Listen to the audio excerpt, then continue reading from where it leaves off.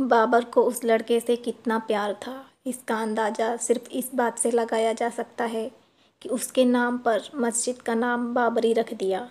कहानी बाबर के समलैंगिक होने की तरफ इशारा भी करती है। जानिए बाबर के समलैंगिक रिश्तों की पूरी कहानी। 1483 में जन्मा बाबर हमेशा से ही खुद को तैमूर वंश का सबसे बेहतर और ताकतवर बादशाह घोषित करने की कोशिश में लगा था। समरकंद में 3 बार हार मिलने के बाद उसने भारत की ओर रुख कर दिया। अपने जीवन की पूरी कहानी को उसने आत्मकथा बाबरनामा में दर्ज किया।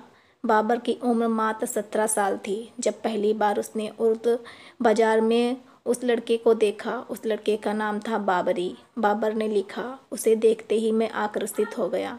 मैं उसके लिए पागल सा होने लगा। इससे पहले मैं कभी किसी के प्रति इतना आकर्षित नहीं हुआ, ना तो ऐसा प्यार कभी हुआ। उसे देखकर मैं इस कदर शर्मा जाता था कि सीधे उसकी तरफ देख तक नहीं पाता था।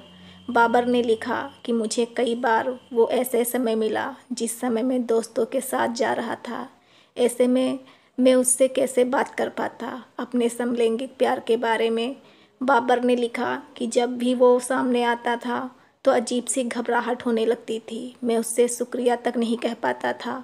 मेरा अपने आप इतना जोर नहीं था कि उससे 4 बातें कर सकूं। मुझ में मोहब्बत और जवानी का ऐसा नशा छाया हुआ था कि सुकून नहीं मिल पा रहा था। हर वक्त उसका चेहरा आंखों में छाया रहता था। उसने लिखा, एक झलक पाने के लिए मैं नंगे पैर गलियों में घूमता रहता था, बगीचों में टहलने पहुंच जाता था। एक बार रिपोर्ट में दावा किया गया कि बाबरी एक दास था जिसे पकड़कर उज्बेकिस्तान लाया गया था। बाबर को उससे इस कदर प्यार हुआ कि 1499 में उसे कैंप बाजार से आज़ाद कराया। उसे अपने यहाँ अस्तबल को संभालने की जिम्मेदारी दी। उसे घुड़सवारी करना सिखाया। इस तरह दोनों के बीच रिश्ते और गहरे हो गए।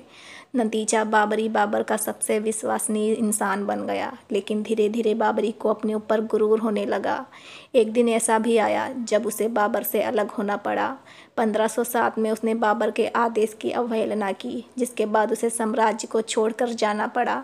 हालांकि 1522 में वो एक बार फिर लौटा और एक जंग में बाबर की मदद भी की। बाबर ने 1526 में दिल्ली की गद्दी संभाली। उम्र करीब 37 साल थी। बाबरी की मौत तब हुई जब बादशाह दिल्ली के बाद अवध की तरफ साम्राज्य बढ़ाने की कोशिश कर रहा था। यह बाबर के लिए बड़ा झटका था। 1528 में जब अयोध्या में मस्जिद का निर्माण हुआ तब इसकी सूचना सेनापति ने बाबर को दी, तो बादशाह ने इसका नाम प्रेमी बाबरी के नाम पर रखा था।